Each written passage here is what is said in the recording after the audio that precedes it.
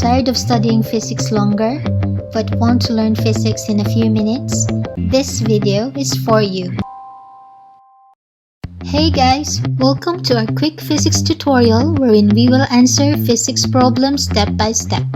In this tutorial, develop your analytical skills in a matter of 10 minutes.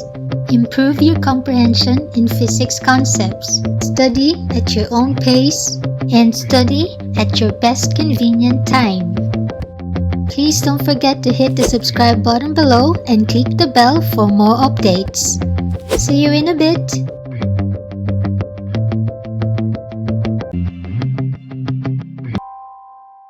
Ready?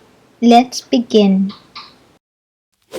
This problem is about finding the average velocity of a particle from a given position versus time graph. Consider the position versus time graph of a certain particle moving along the x-axis as shown on your right. Find the average velocity in the time intervals 0 to 2 seconds, 0 to 4 seconds, 2 to 4 seconds, 4 to 7 seconds, and 0 to 8 seconds. Step 1. Identify the given data. Sa kaning nga problem, isa lang ang gihatag nga data, position versus time graph sa particle. Step 2. Identify what the problem asks. Given ang graph sa particle, atong pangitaon ang average velocity or dagan sa particle sa ani nga time intervals. 0 to 2 seconds, 0 to 4 seconds, 2 to 4 seconds, 4 to 7 seconds, ug 0 to 8 seconds. Step 3. Atong dumdumon ang expression sa average velocity in terms sa meters per second. So, atong isulat ang average velocity as delta x over delta t equal to final position minus initial position over final time minus initial time. Step 4. Atong isolve ang letter A gamit ang expression nga atong gisulat sa step 3. Since ang particle nag-start sa origin, ang iyang initial x ug initial time is 0. While at 2 seconds, ang final x is 10 meters. Atong i-plug in ng mga values, ang average velocity sa 0 to 2 seconds time interval is 5 meters per second. Step 5, atong isolve ang average velocity at 0 to 4 seconds time interval pareha sa step 4.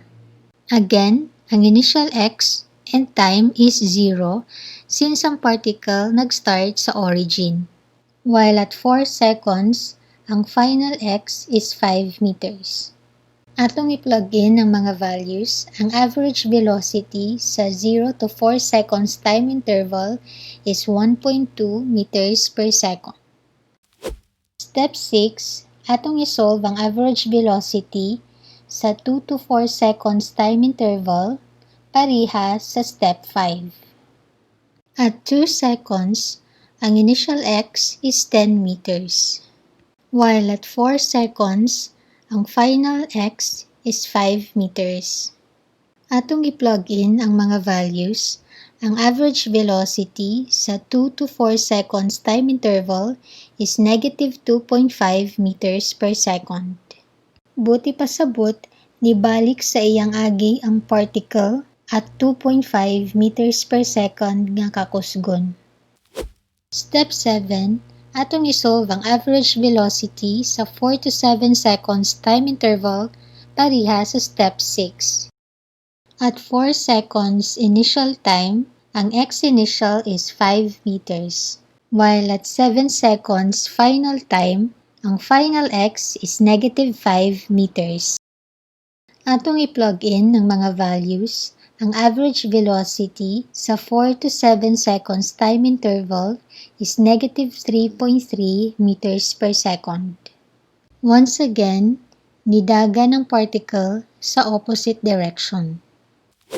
Step 8, Atong isolve ang average velocity sa 0 to 8 seconds time interval pareha sa step 7.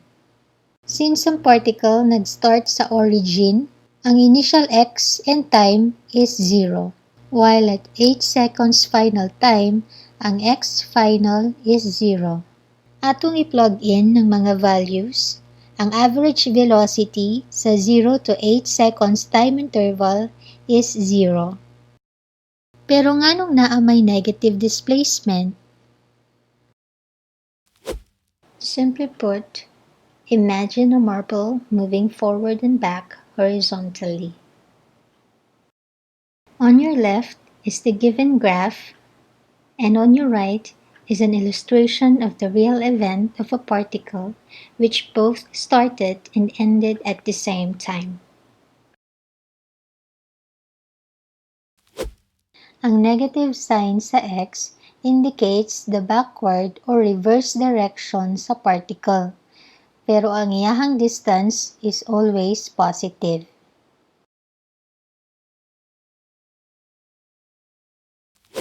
Let us have a little exercise.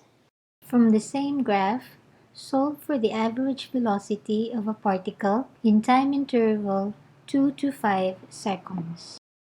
Just follow the previous steps and you will get the same correct answer. And we're done! Thank you for watching! Please don't forget to hit the subscribe button below and hit the bell for more quick physics tutorials. Like and follow us on our Facebook page. See ya!